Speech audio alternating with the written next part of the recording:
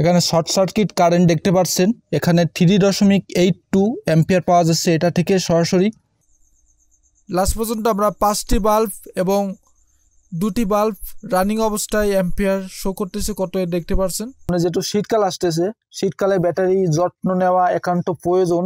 অনেকে শীতকালে ব্যাটারিগুলোকে ফেলে রেখে দেন, এ কারণে ব্যাটারিগুলো একটু হলেও দুর্বল হয়ে যায়।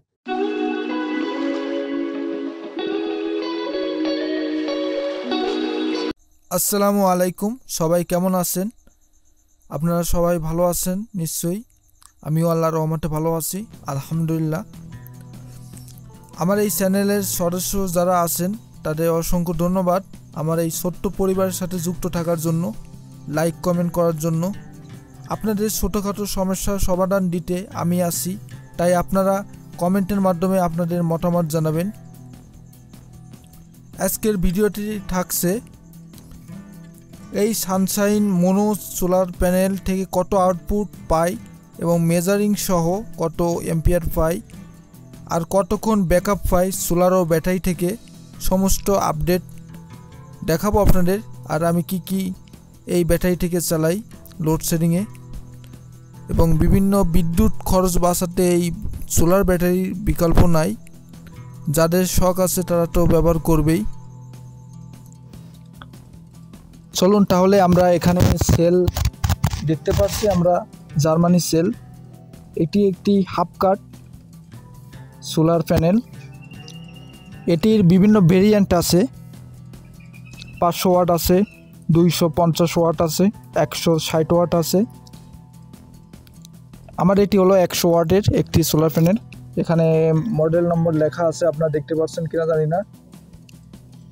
এখানে বারকোড আছে। সোলার প্যানেলটি কিনছি সর্বোচ্চ হলে 2 মাস হয়েছে বয়স। এখন এই অবস্থা। নিচে ককসেটের সিট দিয়ে সুন্দর করে এখানে সেট আপ করে রেখেছি। ভবিষ্যতে এটাকে সুন্দরভাবে স্ট্যান্ডে সেট আপ করা হবে।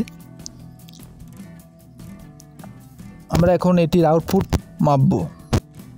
আউটপুট এবং শর্ট সার্কিট অ্যাম্পিয়ার পরিমাপ করব এখন মিটার দিয়ে। আপনারা মিটার দিয়ে দেখতে পাচ্ছেন মিটারটি এখন ভোল্টেজ পরিমাপ করব, এই কারণে মিটারটি 20 পয়েন্টে সিলেক্ট করে রাখছি।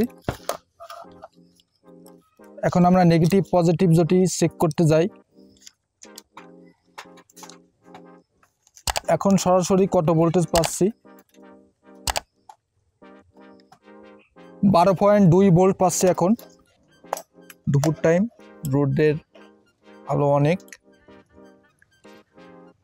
প্রচণ্ড গরমে আপনাদের এখানে চেক করে দেখাচ্ছি। একটি সানশাইন 100 ওয়াটের মোনো প্যানেল আমরা এখন এখানে সেট করে দিব, দিয়ে আমরা অ্যাম্পিয়ার টেস্ট করব এই ভোল্ট মিটারটি দিয়ে। পুরো অ্যাকুরেট না পারলেও কিছুটা আমরা ধারণা করতে পারবো যে এত অ্যাম্পিয়ার এই সোলার প্যানেল থেকে আউটপুট দিতে পারবে। এখানে শর্ট সার্কিট কারেন্ট দেখতে পাচ্ছেন। এখানে 3.82 অ্যাম্পিয়ার পাওয়া যাচ্ছে এটা থেকে সরাসরি। এখন দেখতে পাচ্ছেন ভিতরের সেট আপ।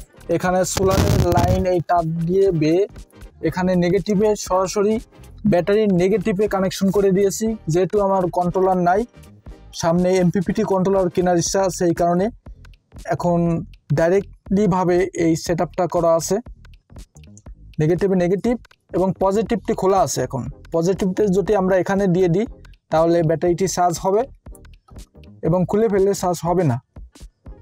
এখানে আমি সবসময় সোলার অন করি না, যেহেতু সোলার থেকে সরাসরি ডাইরেক্ট ব্যাটারিতে চার্জ করলে একটি প্রবলেম হয়ে থাকে ব্যাটারিতে।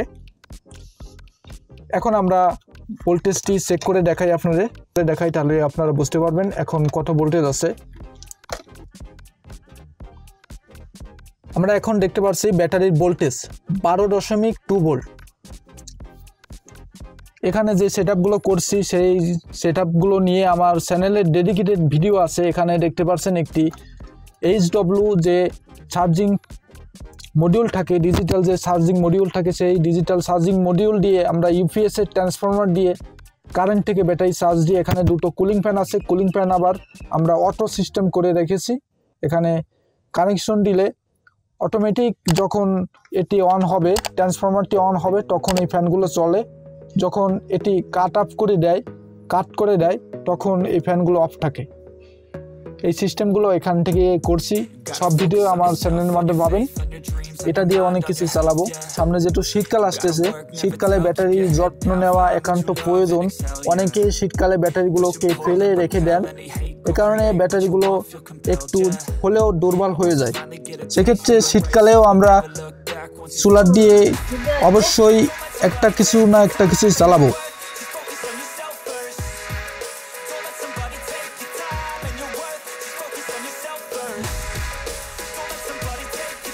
অবশেষে আমরা মিটারটি কানেকশন করে ফেললাম। এখানে 1.63 দেখতে পাচ্ছেন অ্যাম্পিয়ার দেখাচ্ছে। একটি লাইট এবং একটি ফ্যান চালানো হয়েছে, এই কারণে এই অ্যাম্পিয়ারটি এখন দেখাচ্ছে। পরবর্তীতে আমরা অ্যাম্পিয়ার বাড়িয়ে দিলাম।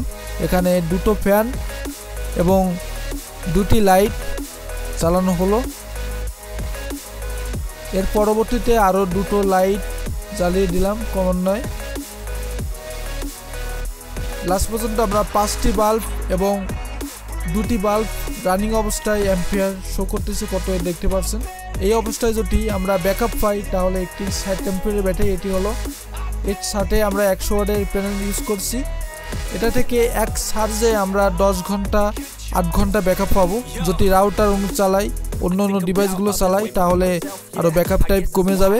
এখন ভোল্টেজ দেখতে পাচ্ছেন 10.6 ভোল্ট, ভোল্টেজ নেমে গেছে 2 ভোল্ট পর্যন্ত। এখানে অ্যাম্পিয়ারও শো করতেছে দেখতে পাচ্ছেন। এটি যদি আমরা এখানে অন করে দিই তাহলে আমাদের এই রাউটারটি চলবে, সেক্ষেত্রে আরও অ্যাম্পিয়ার বেশি টানবে, সেক্ষেত্রে আরও ব্যাকআপ টাইম কমে যাবে। এভাবে কাজ করবে। আর যদি আপনারা এই 60 অ্যাম্পিয়ার ব্যাটারির একটি আইপিএস তৈরি করতে পারেন তাহলে মিনিমাম 5 ঘন্টা 4 ঘন্টা এরকম ব্যাকআপ পাবেন। সেক্ষেত্রে আপনারা যদি লোড হিসেবে একটি ফ্যান এবং দুটি লাইট ইউজ করেন অথবা 3টি ফ্যান 2টি লাইট হিসেবে ব্যবহার করেন তাহলে আরও ব্যাকআপ টাইম কমবে। এভাবে করে কাজ করবে। আমার অভিজ্ঞতা অনুযায়ী আপনাদের বলতেছি, এর থেকেও বেশি ব্যাকআপ পাওয়া যাবে যদি কমিয়ে চালানো যায়। ধন্যবাদ সবাইকে আজকের ভিডিওটি দেখার জন্য। আজকের ভিডিওর মাধ্যমে কিছু শিখে থাকলে আপনারা কমেন্টের মাধ্যমে জানাবেন এবং কি ভুল হয়েছে আপনারা জানাবেন এবং সামনে কি রিলেটেড ভিডিও দেখতে চান, কোন বিষয়ে ভিডিও দেখতে চান কমেন্টের মাধ্যমে জানাবেন। ধন্যবাদ সবাইকে ভিডিওটি দেখার জন্য। আল্লাহ হাফেজ, সবাই ভালো থাকবেন।